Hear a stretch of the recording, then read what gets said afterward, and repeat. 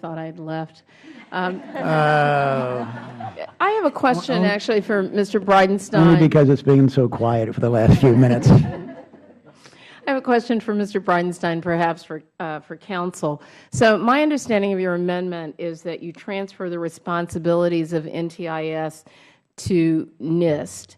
But what's not clear is whether NIST would also be able to, under the language, to receive or to seek the fees that go with that transfer. And so I wonder if counsel can clear up whether the amendment, in addition to transferring the responsibilities, also give NIST the authority to collect to get the fees and also collect the documents.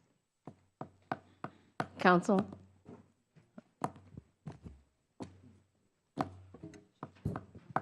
I would imagine that the Congressman Bridenstine would like to respond to that. Sure. So the intent is that NTIS functions that are critical to the economy would still all continue as they always have.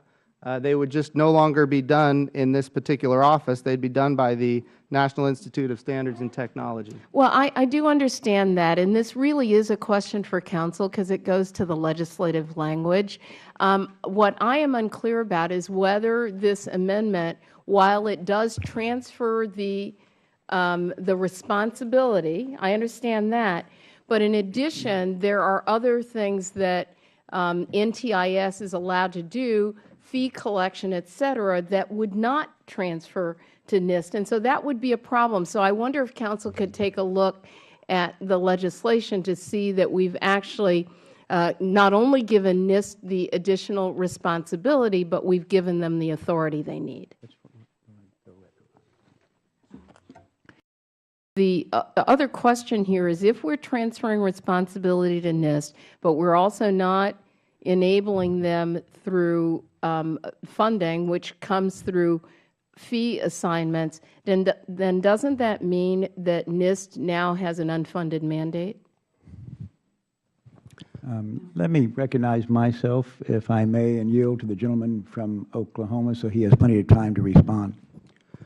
Sure. What I would say is that it would the funding would come from NIST. Under what authority?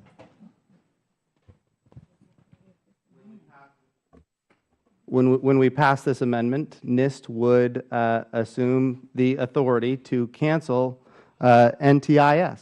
Now, see, the thing is, if counsel would actually take a look at the language and the underlying legislation, this is very important.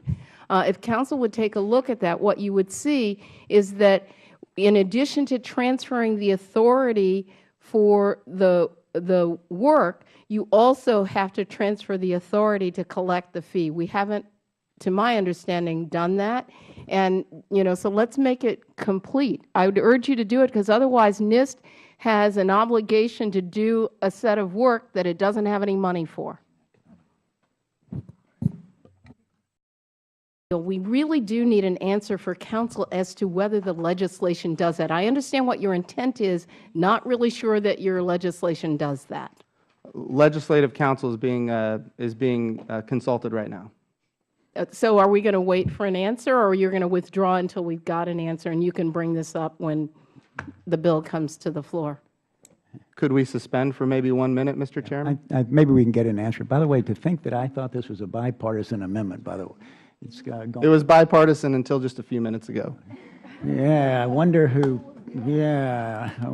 Doggone, she woke up. Okay, we'll suspend all debate for a minute or two till we can get the gentlewoman from Maryland an answer to her question. We'll proceed and look for an explanation. Right. I believe, and may I say that I'm not an attorney, that it hinges on the definition of the word function or the meaning of the word function contained. Under B, disposition of functions, it says, the Director of the National Institute of Standards and Technology may assume any function of the NTIS that Director considers critical to the economy of the United States that would otherwise not be carried out. Broadly construed, I believe that that would embrace the ability to assess and collect fees. But I think that, once again, as a non-attorney, that may be something that you want to. Yeah, I guess I thought consider. we were consulting with counsel. So what my Well, reading. One can be a counsel and offer good advice without me being just- an let me just say an this. attorney, I would think. Yeah, that's probably true. Got a lot of bad attorneys around. So let me just be clear. Section A, Section 601A, repeals subtitle B of the entire title. And then it proceeds to put the functions of the NTIS with the NIST director, but that fee collecting authority is a separate authority that's now been repealed. It's not been placed with NIST. So do you want to do that in this legislation or not? Do you want to give NIST the responsibility but not give them the funding that comes along with that responsibility? Is that the way I understand this amendment? Once again, ma'am, I'm not an attorney, but it seems to me that that the conclusion that function, quote unquote, that word does not include the legal capacity to assess and collect fees is not unequivocally as you are stating it. Okay, so I'm, you know what? So, the key is any function, right? Any function, that means you can collect fees, any function.